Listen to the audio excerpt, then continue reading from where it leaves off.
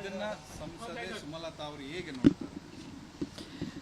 ನೋಡಿ, ಇದು ಕೆರಗೋಡಲ್ಲಿ ಈ ಒಂದು ಘಟನೆ ಏನು ನಡೆದಿದೆ ಅದರ ಒಂದು ರಿಯಾಕ್ಷನ್ ಯಾವ ರೀತಿ ಜನ ನೊಂದುಕೊಂಡು ಒಂದು ಬೀದಿಗಿಳಿದು ಹೋರಾಟ ಮಾಡ್ತಿದ್ದಾರೆ ಅನ್ನೋದನ್ನ ನಾವೆಲ್ಲ ನೋಡಿದ್ವಿ. ತುಂಬ ಬೇಸರ ಆಗುತ್ತೆ, ತುಂಬ ನೋವಿನ ವಿಷಯ. ಯಾಕೆಂದರೆ ಏನೇನು ಆಗೋದು ಬೇಕಾಗೇ ಇರಲಿಲ್ಲ, ಅಲ್ಲಿ ಅಗತ್ಯವೇ ಇರಲಿಲ್ಲ ಅಲ್ಲಿ ಇಂಥದ್ದೊಂದು ಘಟನೆ ನಡೆಯೋದಕ್ಕೆ. ಯಾಕೆಂದರೆ ಇದು ಒಬ್ಬರು ಮಾಡಿದ್ದ ತಪ್ಪಿಗೆ ಈಗ ಇಡೀ ಸರ್ಕಾರ ಬಂದು ಅಲ್ಲಿ ಸಮರ್ಥನೆ ಮಾಡ್ಕೊಳ್ಳೋ ಅಂಥ ಒಂದು ಪರಿಸ್ಥಿತಿಗೆ ಬಂದಿದೆ ಅಲ್ಲಿ ಮಂಡ್ಯದಲ್ಲಿ. ಒಬ್ಬರು ನನಗೆ ಸಿಕ್ಕಿರೋ ಮಾಹಿತಿ ಪ್ರಕಾರ ಆ ಒಂದು ಧ್ವಜವನ್ನು ಹಾರಿಸೋದಕ್ಕೆ ಎಲ್ಲ ರೀತಿಯ ಒಂದು ಮಾತುಕತೆ ನಡೆಸಿ ಪಂಚಾಯಿತಿಯಲ್ಲಿ ರೆಸೊಲ್ಯೂಷನ್ ತಗೊಂಡು ಆ ಗ್ರಾಮಸ್ಥರಿಗೆ ಯಾವ ರೀತಿ ಒಂದು ಎಲ್ಲರೂ ಸಹಕಾರ ಕೊಟ್ಟಿದ್ದಕ್ಕೇನೆ ಆ ಒಂದು ಫ್ಲ್ಯಾಗ್ನ ಅವ್ರು ಹಾರಿಸೋಕ್ಕೆ ಸಾಧ್ಯ ಆಯಿತು. ಆ ಫ್ಲ್ಯಾಗ್ನ ಹಾರಿಸಾದ್ಮೇಲೆ 6 ದಿನಗಳ ಕಾಲ ಯಾರಿಗೂ ಏನೂ ಅಬ್ಜೆಕ್ಷನ್ ಇರಲಿಲ್ಲ.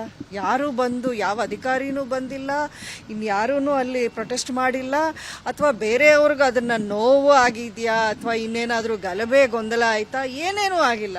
ಅಂಥದ್ರಲ್ಲಿ ರಾತ್ರಿ ಏಕಾಏಕಿ ಬಂದು ನೀವು 3 ಗಂಟೆ ಹೊತ್ತಲ್ಲಿ ಅದು ಯಾರ ಸೂಚನೆ ಮೇರೆಗೆ ನೀವು ಮಾಡಿದಿರೋ ಅನ್ನೋದು ಗೊತ್ತಾಗಬೇಕಿದೆ. ಅದರ ಅವಶ್ಯಕತೆ ಏನಿತ್ತು? ಜನರನ್ನ ವಿಶ್ವಾಸಕ್ಕೆ ತಗೊಂಡು ನೀವು ಆ ಕೆಲಸವನ್ನ ಮಾಡಿದರೆ ಇವತ್ತು ಈ ರೀತಿ ಬೆಂಕಿ ಉರಿತಾ ಇರಲಿಲ್ಲ ಕೆರಗೋಡಲ್ಲಿ. ಖಂಡಿತ ಇದು ಆಡಳಿತದ ಪರವಾಗಿಂದ ತಪ್ಪಾಗಿದೆ. ಅಟ್ ದ ಸೇಮ್ ಟೈಮ್ ಅಲ್ಲಿಯ ಲೋಕಲ್ ಜನಪ್ರತಿನಿಧಿಗಳು ಅಥವಾ ಶಾಸಕರು ಯಾರು ಡೈರೆಕ್ಷನ್ ಕೊಟ್ಟಿದ್ದಕ್ಕೆ ಈ ರೀತಿ ಆಯಿತು ಅಂತ ಜನ ಅಲ್ಲಿ ಹೇಳ್ತಾ ಇದ್ದಾರೆ. ಇದು ಮೊದಲನೇದಾಗಿ ಯು ಹ್ಯಾವ್ ಟು ಎಂಕ್ವೈರ್ ಯಾರು ಮಾಡಿದ ತಪ್ಪು ಅನ್ನೋದು. ಯಾಕೆಂದರೆ ಅಲ್ಲಿ ನಡೆದಿರೋ ಪ್ರೊಟೆಸ್ಟಲ್ಲಿ ಒಬ್ಬರಿಗೆ ಕಣ್ಣು ಹೋಯ್ತು ನಿನ್ನೆ. ಅದನ್ನು ಯಾರು ವಾಪಸ್ ತಂದು ಕೊಡೋಕ್ಕಾಗತ್ತೆ? ಇದನ್ನ ಸಂಸದೆ ಸುಮಲತಾ ಅವರು ಹೇಗೆ ನೋಡ್ತಾರೆ?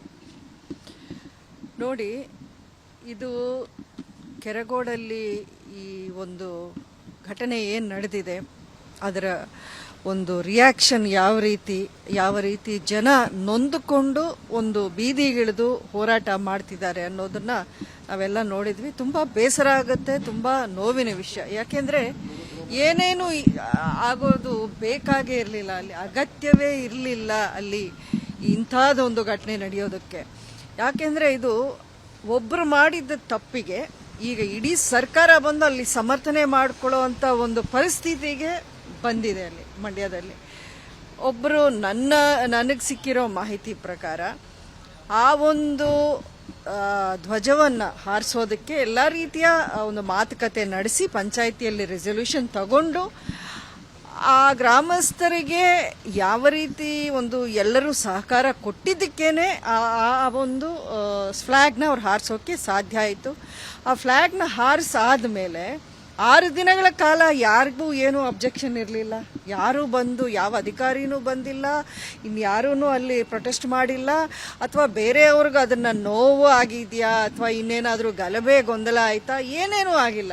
ಅಂಥದ್ರಲ್ಲಿ ರಾತ್ರಿ ಏಕಾಏಕಿ ಬಂದು ನೀವು 3 ಗಂಟೆ ಹೊತ್ತಲ್ಲಿ ಅದು ಯಾರ ಸೂಚನೆ ಮೇರೆಗೆ ನೀವು ಮಾಡಿದಿರೋ ಅನ್ನೋದು ಗೊತ್ತಾಗಬೇಕಿದೆ.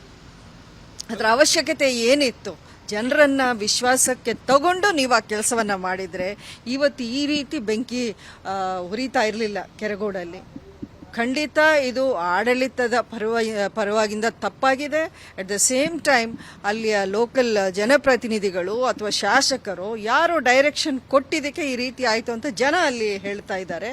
ಇದು ಮೊದಲನೇದಾಗಿ ಯು ಹ್ಯಾವ್ ಟು ಎಂಕ್ವೈರ್ ಯಾರು ಮಾಡಿದ ತಪ್ಪು ಅನ್ನೋದು. ಯಾಕೆಂದರೆ ಅಲ್ಲಿ ನಡೆದಿರೋ ಪ್ರೊಟೆಸ್ಟಲ್ಲಿ ಒಬ್ಬರಿಗೆ ಕಣ್ಣು ಹೋಯ್ತು ನಿನ್ನೆ. ಅದನ್ನು ಯಾರು ವಾಪಸ್ ತಂದು ಕೊಡೋಕ್ಕಾಗತ್ತೆ? ಅನುಕ್ಷಣದ ಸುದ್ದಿಗಳಿಗಾಗಿ ವಿಸ್ತಾರ ನ್ಯೂಸ್ ಯೂಟ್ಯೂಬ್ ಚಾನೆಲ್ ಸಬ್ಸ್ಕ್ರೈಬ್ ಮಾಡಿ. ಹೊಸ ಸುದ್ದಿಗಳ ನೋಟಿಫಿಕೇಶನ್ಗಾಗಿ ಬೆಲ್ ಐಕಾನ್ ಕ್ಲಿಕ್ ಮಾಡಿ.